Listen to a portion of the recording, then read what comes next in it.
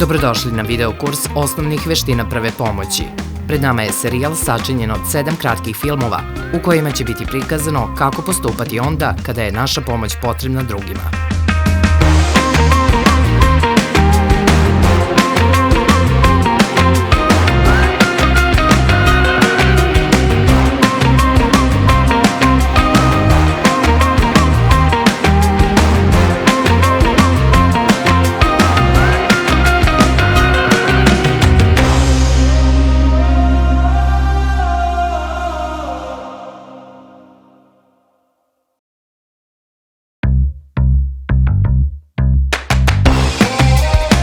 Gotovo je sigurno da se svako od nas već našao u nekoj izazovnoj situaciji u kojoj treba reagovati brzo i preduzeti mere bez kojih bi nečije zdravlje moglo biti ozbiljno narušeno.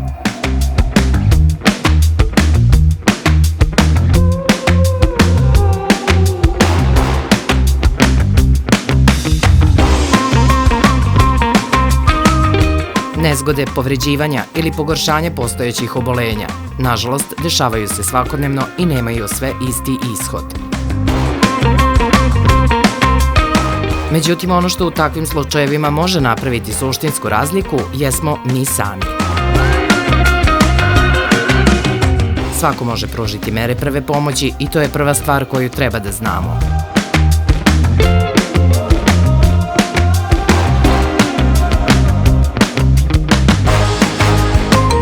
Naše veštine, spremnost i prisebnost nekada su čak i presudni u kriznim momentima. Iz tog razloga, usvajanje znanja iz ove oblasti i njihova pravilna primjena predstavljaju važnu kariku u lancu lečenja. Istovremeno, to je izraz brige za ljude oko nas. To je dokaz solidarnosti, kao i način kojim povećavamo sigurnost čitave zajednice u kojoj živimo.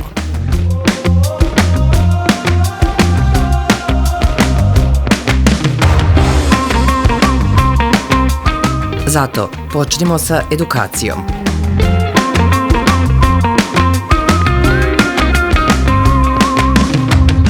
U današnjoj lekciji obradit ćemo temu spoljašnja reanimacija srca.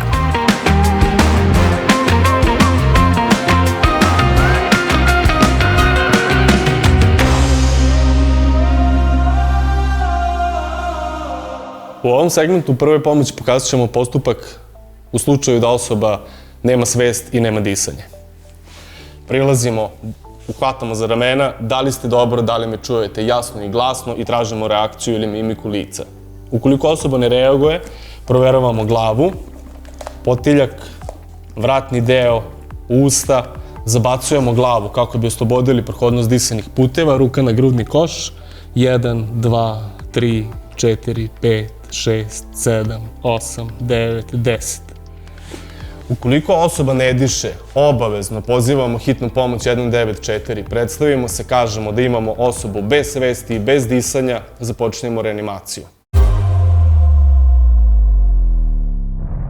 Postupak izvođenja reanimacije jeste da jača dominantnija ruka sa korenom dlana postavljamo na sredinu grudnog koša, drugom rukom obuhvatamo, naginjemo se iznad povređene osobe sa ispruženim rukama, gledamo u lice povređenog, tražimo reakciju na bol i radimo 30 kompresija. 1, 2, 3, 4, 5, 6, 7, 8, 9, 10, 11, 12, 13, 14, 15, 1, 2, 5, 6, 7, 8, 9, 10, 11, 12, 13, 14, 15. Zatim, zabacujemo glavu, zapušimo nos, svojim ustima obuhvatimo usta povređenog. 1, 2. Nastavljamo da radimo reanimaciju dok osoba ne oživi ili dok ne stigne hitna pomoć. Obavezno pozovite 194.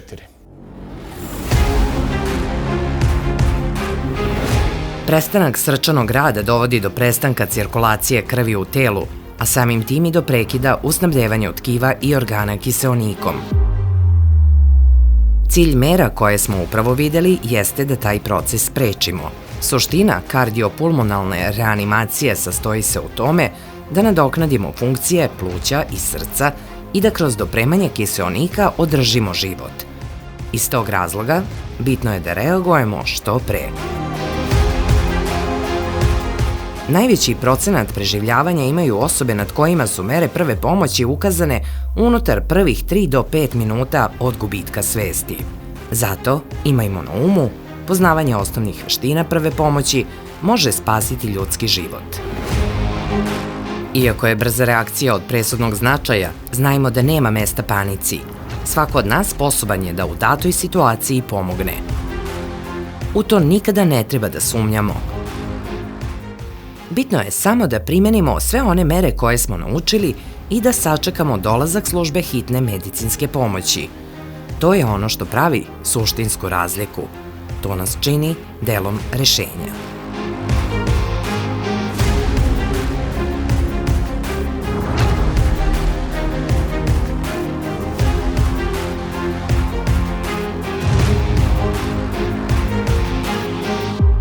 Mi to možemo. Možemo jer svako naše mogu, hoću i znam predstavljaju brz odgovor na izazove sa kojima se možemo suočiti.